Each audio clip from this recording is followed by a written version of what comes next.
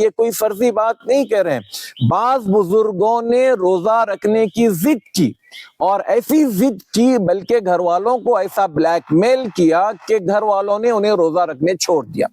اب عین درمیان روزے کی حالت میں ان کی حالت غیر ہو گئی اور لے جا کر ان کو آئی سی یو میں ایڈمٹ کر دیا گیا۔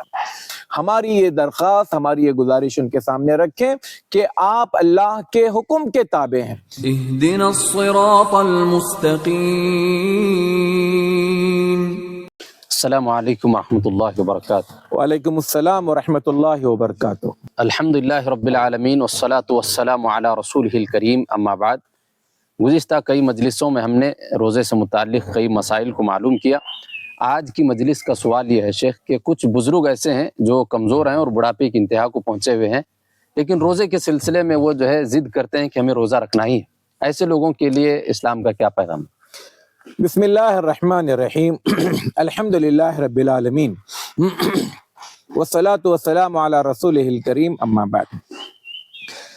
یہ بات بالکل بجا فرمایا آپ نے کہ ہمارے معاشرے میں کچھ لوگ، ہمارے کچھ بزرگ ایسے ہیں جو ضد کرتے ہیں کہ بھئی ہمیں روزہ رکھنا ہے، اور دلیل کے طور پر یا اپنی بات میں وزن لانے کے لیے کہتے ہیں کہ میں نے زندگی بھر روزہ رکھا، اب مرنے کے وقت میں روزے چھوڑ کر مروں کیا؟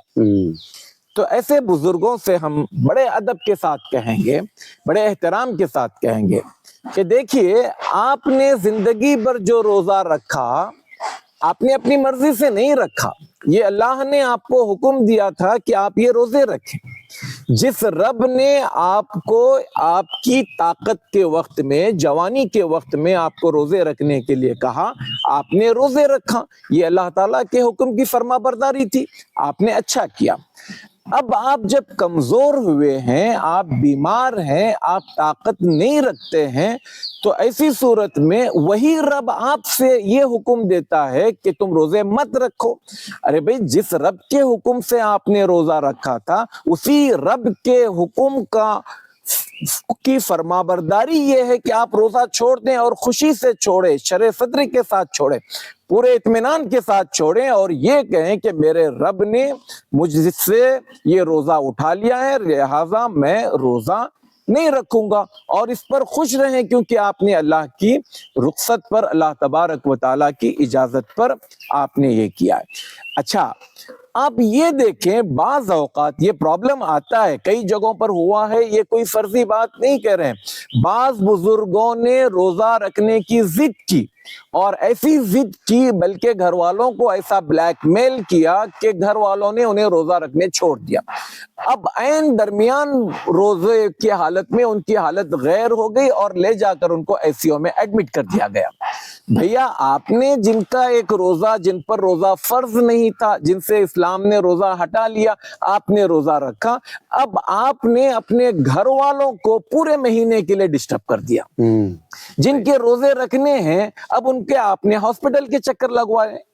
وہ بندہ سحری میں، افطار میں، وہ آپ اپنا کام دیکھے گا، رمضان کی عبادت کرے گا، روزے رکھے گا، یا پھر آپ کی تیمارداری کرے گا۔ تو میں آپ تمام بزرگوں سے جو میرا ویڈیو دیکھ رہے ہیں، یا ان گھر والوں سے جن کے گھر میں بزرگ ہیں اور اس طرح کی ضد کرتے ہیں، ہماری یہ درخواست، ہماری یہ گزارش ان کے سامنے رکھیں کہ آپ اللہ کے حکم کے تابع ہیں۔ جس رب نے آپ کو روزہ رکھنے کے لیے کہا تھا، اسی رب نے آپ کو روزہ چھوڑنے کے لیے کہا ہے، یا اس نے آپ کے لیے رخصت رکھی ہے۔ اس رخصت پر عمل کیجئے اور اس کے مقابلے میں آپ فدیہ دیجئے۔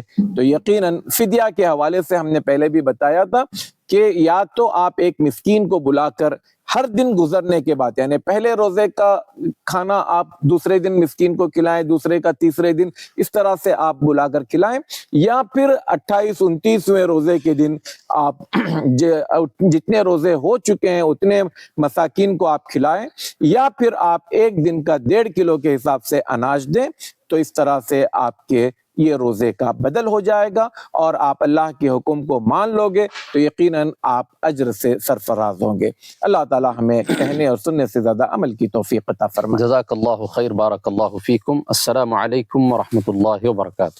مولانا صغیر احمد عمری حفظہ اللہ ووفقہ لکل خیر، کہ آپ کا جو چینل ہے صراط مستقیم، میں ذاتی طور پر آپ کے ویڈیوز جب سے آ رہا میں دیکھتا ہوں آپ کے ویڈیوز، الحمدللہ ہمارے کچھ شاگرد کبھی شیخ عارف کبھی شیخ ابراہیم بیٹھ کر آپ سے سوال کرتے ہیں اور آپ بہت بہتر انداز میں ان کے جوابات دیتے ہیں. میں آپ سے درخواست کروں گا کہ اس سلسلے کو جاری رکھیں اور اپنے ناظرین سے کہوں گا کہ آپ ان ویڈیوز کو زیادہ سے زیادہ عام کریں، پھیلائیں.